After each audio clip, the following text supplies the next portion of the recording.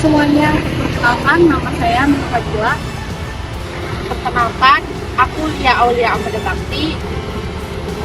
Hai semuanya, perkenalkan nama aku Amalia.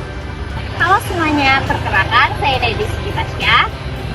Baik, perkenalkan nama saya Bella. Nah, untuk selama wawancara itu, pola pengambilan keputusan dan kepemimpinan yang kami dapatin itu, untuk kepemimpinan mereka bersifat objektif ya guys, dimana saat masa bencana itu hanya satu orang yang memimpin untuk menjadi komando. Kenapa hanya ada satu orang saja? Agar tidak terjadi tumpang tindih saat memberi arahan. Kan kalau misalnya ada dua-dua, kayak ada 3 orang, pasti nanti terjadi tumpang tindih, ada perdebatan dan lain-lain.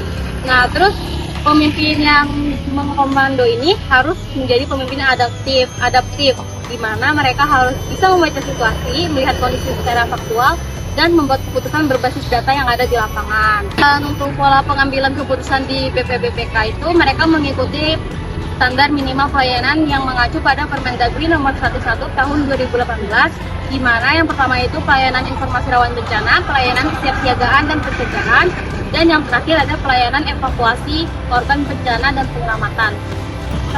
Baik, untuk bagian budaya kerja dan iklim organisasi sendiri, BPBPK Provinsi Kalimantan Tengah memiliki budaya kerja yang disiplin, cepat tanggap, dan juga kompak. Karena mereka adalah badan penanggulangan bencana, jadi otomatis mereka harus tanggap, kompak, dan juga disiplin untuk menanggulangi bencana itu sendiri. Lalu mereka wajib memahami SOP-nya dan menjaga keselamatan para korban, terutama yang rentan. Yang pertama tuh ada wanita hamil, anak-anak, lansia, dan juga penyandang disabilitas. Di organisasi mereka mempunyai 3 pilar. Yang pertama ada SDM yang kompeten, anggaran yang transparan, dan juga alat yang memadai. Dan responsnya sendiri, mereka bekerja sama dengan BMKG untuk mengetahui tentang tingginya curah hujan atau tingkatan air yang ada. Jadi mereka bisa mengetahui tentang karhutla atau banjir dari BMKG dan menyebarkan informasinya kepada yang lain.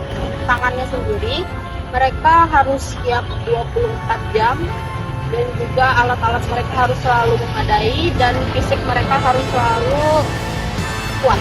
Untuk manajemen sumber daya manusia dan kompetensi di BPBPK Provinsi Kalimantan Tengah itu menata SDM sesuai kebutuhan, mengevaluasi kinerja melalui SKP, mengelola sarpa sesuai tugas, dan meningkatkan kemampuan pegawai melalui pelatihan agar selalu siap dalam penanggulangan bencana. Untuk strategi organisasi dan pengalaman, BPBPK juga meningkatkan kesiapsiagaan masyarakat melalui sosialisasi, edukasi, dan pelatihan, dan forum risiko bencana yang melibatkan berbagai pihak.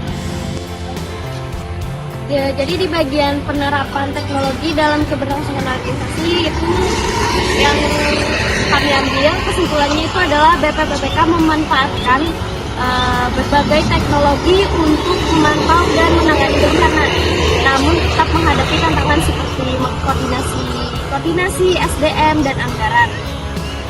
Melalui pelatihan seperti SOP, pemeliharaan, serta kerjasama antar instansi, BPBPK memastikan data tetap akurat dan teknologi berjalan efektif dalam meningkatkan respons bencana.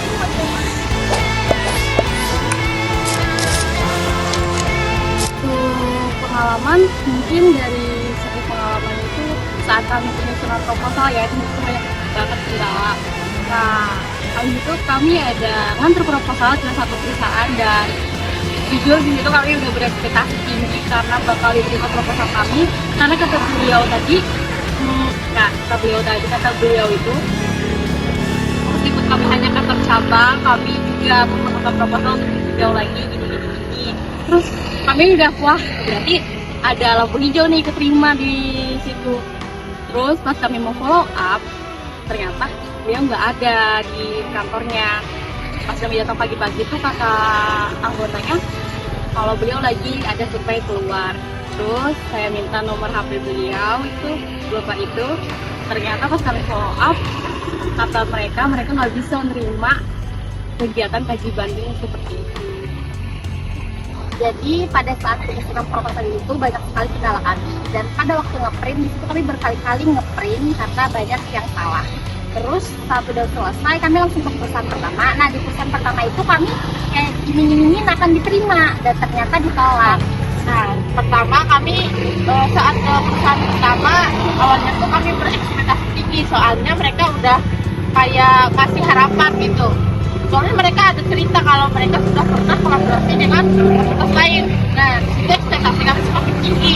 Tahu-tahunya saat kami follow up, mereka tuh bilang kalau mereka nggak bisa. Nah, dari situ kami udah muak banget, nggak tahu lagi mau kemana. Nah, ada nih satu tempat kami kayak di BPPK aja, katanya. Ya udah kami ke sana.